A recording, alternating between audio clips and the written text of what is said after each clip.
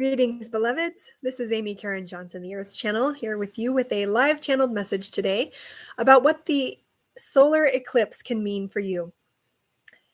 So, if the solar eclipse is going to be visible wherever you are, you probably already know. I personally haven't looked into it because I do not believe it is visible in my area. However, solar eclipses always happen at new moons. They always happen in pairs with lunar eclipses happening 2 weeks apart. Did I already say they always happen at new moons? And they usually happen approximately every 6 months. So basically, any solar eclipse is going to affect you wherever you are. It'll probably be strongest if it is visible from where you live, but it will still affect you even if you can't see it where you live. Of course, if you are going to view it, please use proper eye protection and so forth. Be responsible and protect your eyes. Don't do any damage there. But anyway, yes, as I said, they always happen on new moons. And so the energy with solar eclipses is basically like a new moon on steroids, a new beginning. And with new moons, as I spoke about in my series not too long ago about lunar cycles, they're the dark moon, as they were called not that long ago, maybe in the last 100 years or previous to that. Whereas they used to refer to the new moon as that point a couple of days afterwards or so, when you could begin to see the new light finally being reflected back from the moon to the earth and from the sun, of course. So when we talk about a new moon, we are talking about the time when, at least in today's world, it is not reflecting any light to the earth because it is between the earth and the sun. So the part that is reflecting the sun's light is facing back toward the sun. That's why we can't see it. So there is an alignment that happens there. And even though it's dark and we're not seeing that light, it does represent especially a new beginning in the etheric where we can't see it yet. And so that's why when you do begin to see the light again reflecting off of the moon, that's when it begins to emerge into the physical realm. The etheric could technically be considered the physical, but it takes a little more sensitivity to perceive it at that time. Similar to the point when a woman conceives. Technically conception, ovulation is more tied to the full moon, but the 2 weeks after conception, the baby is still infinitesimal, the fetus, the embryo, whatever you might refer to it as. And so while the mother may be able to sense something, she may also have no idea. She may be distracted and looking at other things. So I just wanted to offer a little bit of an explanation there about generally what kinds of energies are associated with new moons and with solar eclipses. So I believe that Mother Earth will share some things with us about this. So I will go ahead and channel a message from her. If you'd like to join me, I'll close my eyes and take a few deep breaths.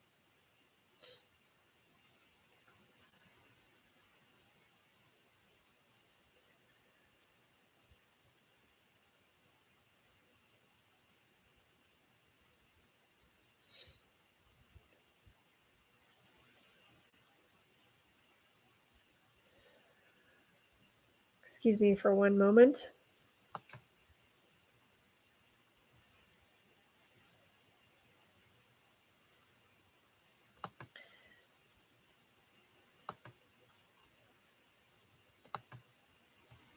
I needed to remove the spam comment and hide that user. So that has been done now. So Now I will proceed with taking some deep breaths and closing my eyes, getting into the channeling state for Mother Earth, Gaia.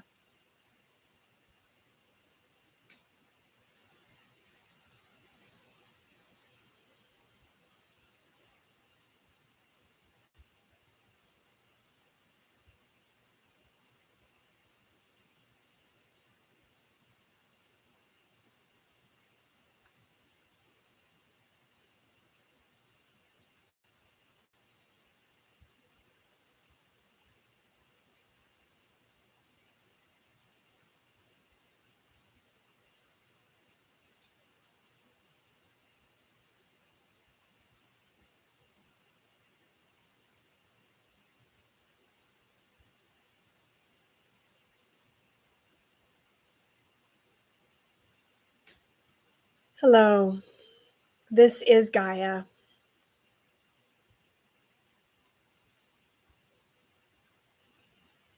As Amy shared in the beginning of this video, the solar eclipse is at the point of a new moon in the lunar cycle, and yet only happens approximately every 6 months of the year.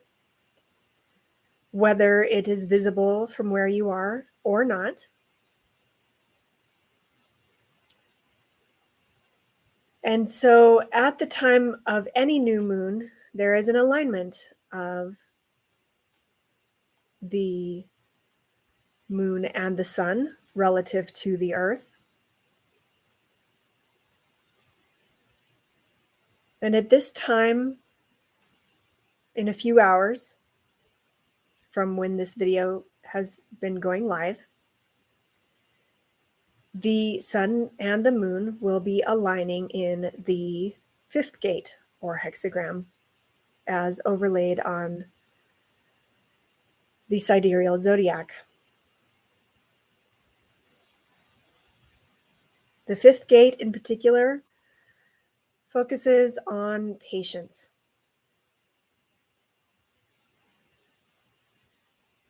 And we would like to offer you perhaps a slightly different definition of patience from what you may be used to.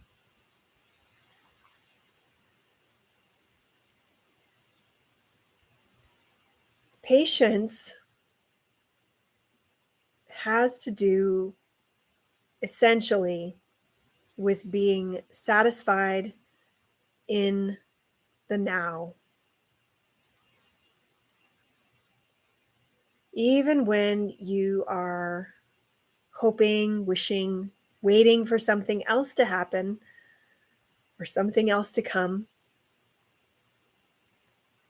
in each now moment, you can always focus on something that feels good. Sometimes the anticipation of that thing you might be waiting for might feel good. Other times it may not. Other times you may find yourself focusing on the absence of it in the now moment.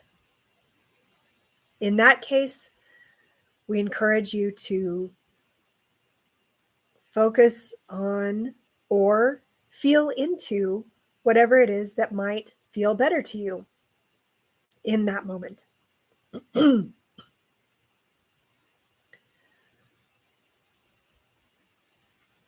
We did just pass 2 weeks ago a full moon and lunar eclipse. And at that point, it was more about letting go of something.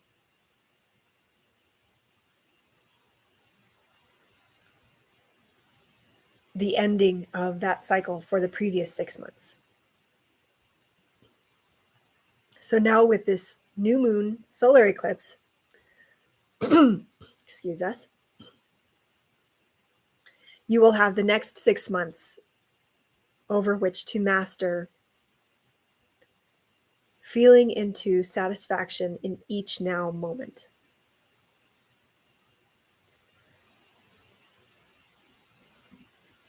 Whether that is being grateful for what you already have, being grateful that you know something is coming, or just finding something else to focus on.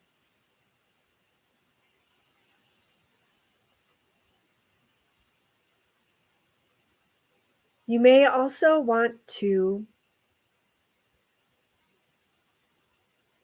feel into the feeling that you truly believe you will have when the new thing comes. Because it is possible that if you do not do that, if you do not focus on that feeling that you are waiting for, hoping for, wishing for, the feeling when it does come may be quite different.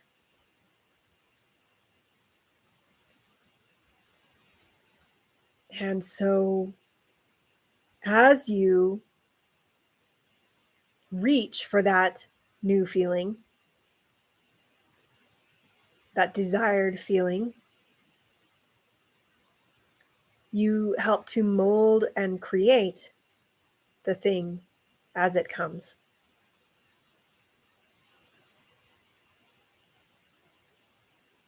The result itself may end up being even slightly different, but you will have accomplished the feeling that you are looking for.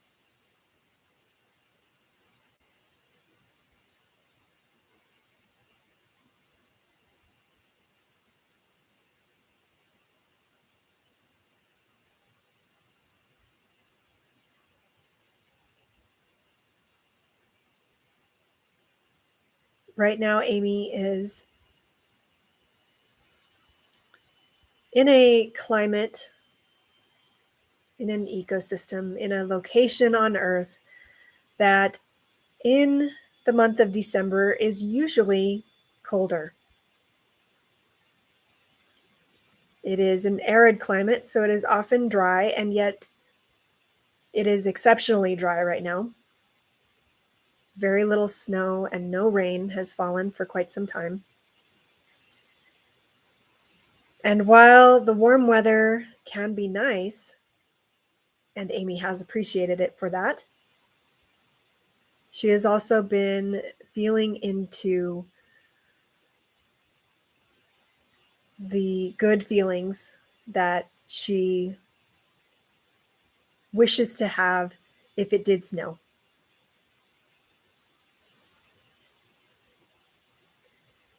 Even making sure to water her plants, since Mother Nature is not currently doing that outside.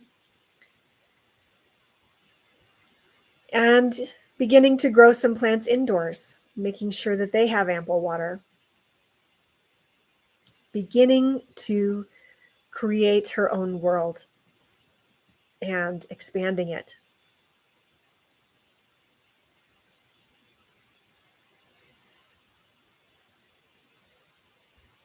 The main feeling that she desires right now is one of abundance. Abundance of water, or at least enough water. You may have heard the saying, enough is as good as a feast.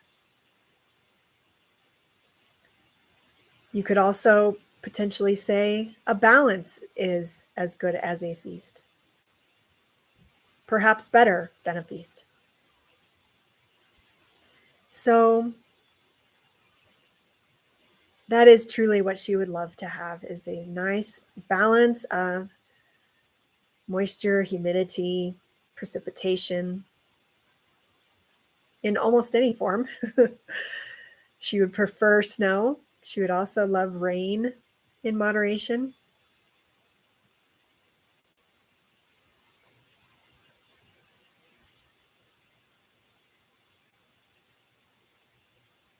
Sometimes when you go through periods where things are slightly scarcer than they usually are,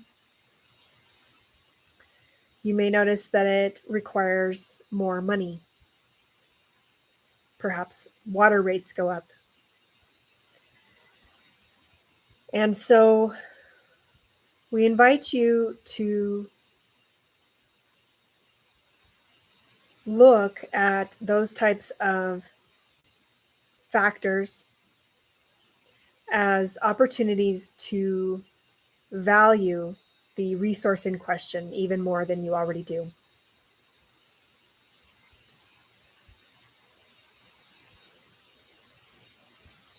Value the water, as Amy does. Identify where it is needed most, use it there. Find ways where it can do the most good.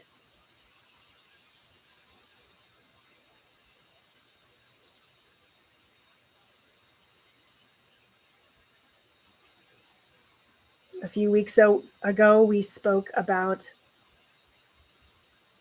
ecosystems and how plants actually help in a lot of ways to conserve water, just because they keep the moisture around for the plants to share even. And so by beginning to grow plants in her own home, she is humidifying the air for herself as well. This is how abundance works.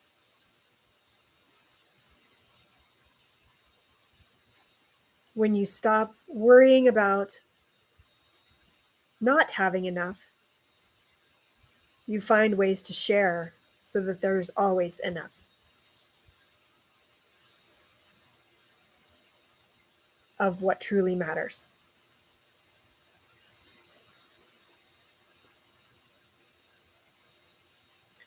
We thank you so much for joining us today. Namaste, beloveds.